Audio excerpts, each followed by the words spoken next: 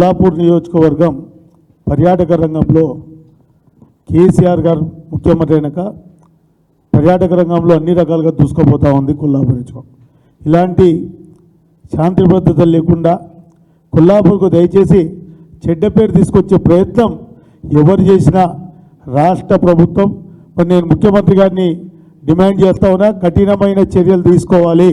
కొల్లాపూర్ ఈరోజు అక్కడ ప్రాతినిధ్యం వహిస్తున్న వ్యక్తి అనుచరుల ఆగడాలతో మన ప్రాంతంలో పర్యాటక రంగం వెనుకబడే పరిస్థితి ఉంది. కాబట్టి ఖచ్చితంగా పర్యాటక రంగం అన్ని రంగాల్లో కొల్లాపూర్ ముందుకు తీసుకుపోయినటువంటి కేసీఆర్ గారు చేసినటువంటి పనులు ఏవైతే ఉన్నాయో వాటి నుంచి కొన్ని వేల మంది కొల్లాపూర్లో విజిట్ చేస్తూ ఉన్నారు.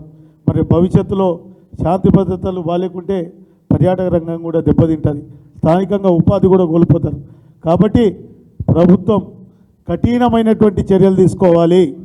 దీని బాధ్యతలు ఎవరైతే ఉన్నారో వారందరిపై చర్యలు తీసుకోవాలని డిమాండ్ చేస్తాం.